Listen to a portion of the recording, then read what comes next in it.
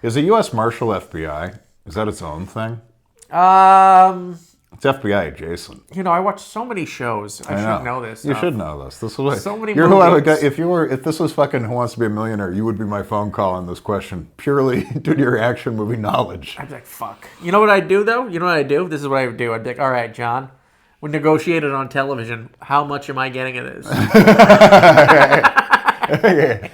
You talk it up to 70-30 and then you get it wrong. And I guess. Whoops. There are many topics and concepts we are all familiar with, but aren't exactly sure how they work.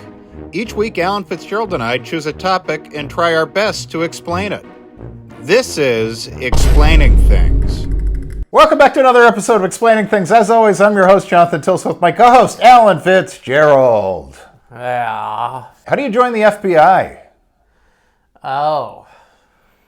They might need our help. Well, I've found searching for jobs, most of it's online now. Yeah. ZipRecruiter. Yeah. Yeah. ZipRecruiter. Monster.com. Is it too late for us? I think so. Yeah. You've done LSD, right? Well, do they know that? They can test your spine.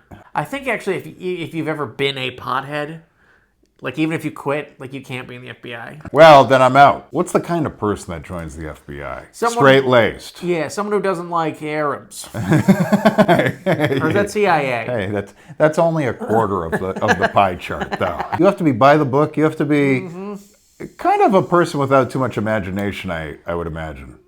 Yes, imagination gets in the way of cold hard facts. I'd be a bad detective. Yeah. Although you kind of have to have imagination if you're tracking someone down, like getting into the mind of someone. Like whoever thought of the psych profile for serial killers. Oh, yeah. That's a creative person. Oh, absolutely. Yeah, I think you have to be kind of a fucking nerd in high school. I mean, we're generalizing here, but I think like you're probably not Mr. Cool, Mr. Jock. You need good grades. You need good grades. Alcohol's fine. Yeah, I imagine it's fine unless there are charges. A DUI, I imagine, kind of DUI probably doesn't help. probably knocks you out. Being a veteran probably really helps. Go to Abu Ghraib and then just say, I want to be part of the FBI now. Yeah. Yeah, I pissed on some corpses. Who hasn't? They're corpses. They're corpses. It's victimless. Yeah. Yeah, I killed them before I pissed on them. And wrap them in bacon. What's the big deal? Yeah, to disappoint their God. I guess you have to take pride in this country. Yeah. For the most part, right? Because you have a lot of hoops to jump through if you're only kind of halfway in. There are a lot of tests you have to go through. There's a lot of shit. Surely there's the dumbest person in the FBI.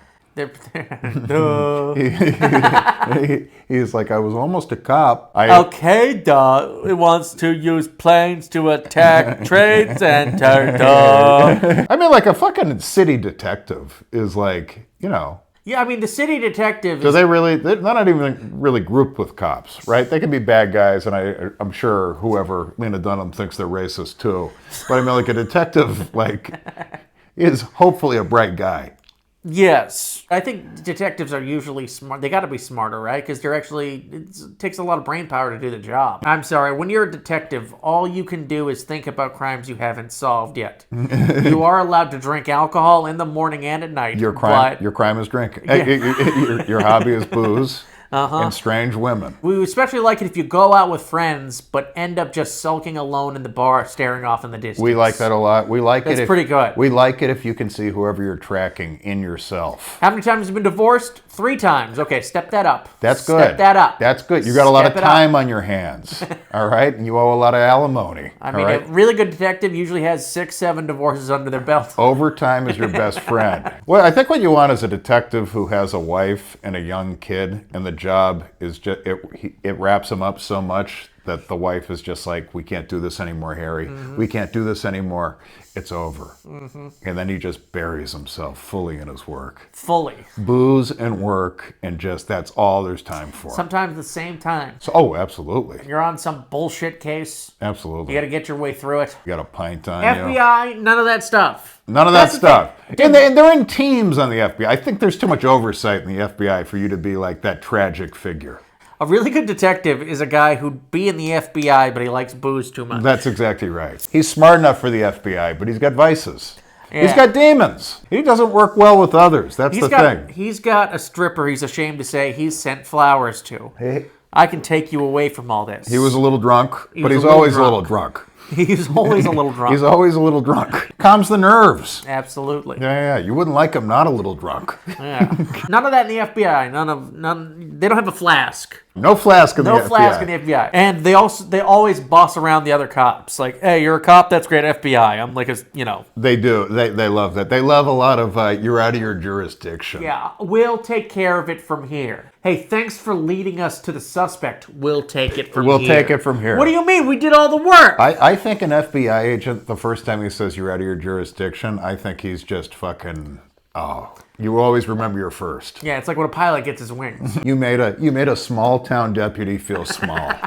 You got your shit together. You're, it's kind of like politics. You're just kind of a fucking cold person, and you go straight ahead. Mm-hmm. Put the blinders on, and you have a mission. Probably working like 12-hour days, like all the time. Yeah, I think so. Bringing work home with you. Yeah. Your wife is just sitting there, and you're just looking at pictures of, women missing a left foot. You're like, where is this son of a bitch? Where is this son of a bitch? You've got yes, honey, I would like some mac and cheese. Where is this son of a bitch? Manila folders everywhere. There's an FBI guy that does start dipping into the bottle and hides it as long as he can. Oh, yeah. How can you not? How can you not? Like, you're stressed to the fucking gills. You're around death all day. Absolutely. Vicious death. Terrible death. Manhunts. Manhunt. How do you manhunt without a pint? Here's the thing: a manhunt must be so much fun. Just getting together with the boys, Let's get. Hey, fellas! I imagine a manhunt is imagine it was me, you, Pratt, Sham, Kinbeck. Yeah. Andrew Manning, sure. And a guy who never gets caught. Yeah. Yeah, I think a manhunt is probably like the most fun you never want to have again.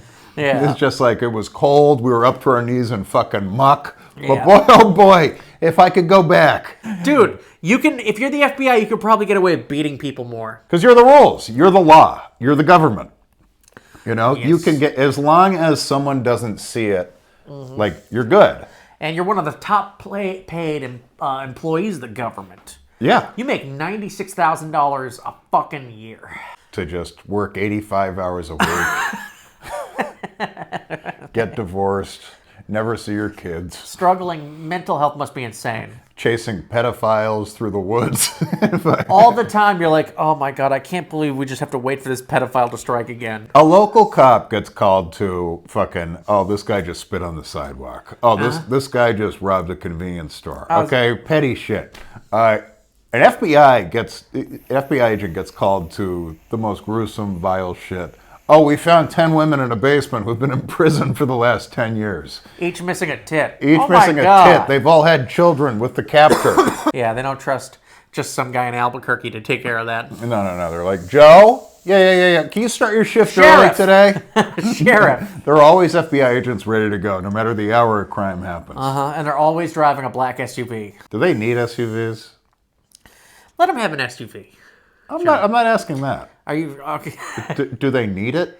It's like when you see a dipshit who lives in the suburbs with a pickup truck. It's like, is he hauling mulch? They probably stay at nice hotels. You think so? I think so. You don't think Holiday Inn will do it? I mean, Holiday Inn is pretty nice, right? I mean, it's acceptable. It's clean.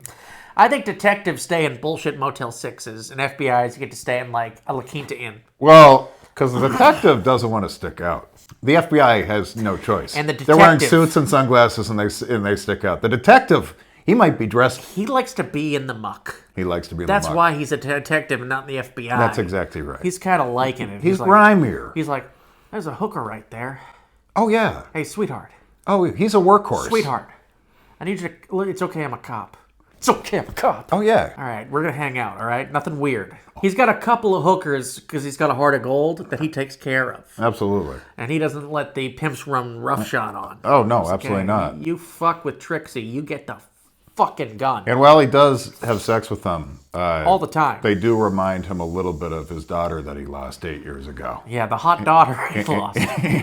And he needs to take care of something. It makes him feel a little better. He's not allowed to see his son anymore, so he takes care of the hooker. That's right. Booze and taking care of a hooker kind of fills the hole in his heart. Trixie, this is some This is a loaf of bread and some milk. That's right. Here you go. I don't want to know your real name. Here's some clean needles. And he has a moment of like, he has a lapse in judgment one day where he's kind of feeling low and he's a little too fucked up, and the hooker comes over and says, my pimp beat the shit out of me, and it goes to kill the pimp, and then kind of covers it up a little. Nickel-plated gun. The nickel-plated one is the one that no one knows he has. Yeah. He has a service revolver. He has an unregistered handgun. And he's just in a parking lot. Just for moments like this. Just waiting for Juicy Tooth to come out of the club. That's right. Doesn't listen to music either. No, there's no time for that. No. He listens to old confessions he's gotten.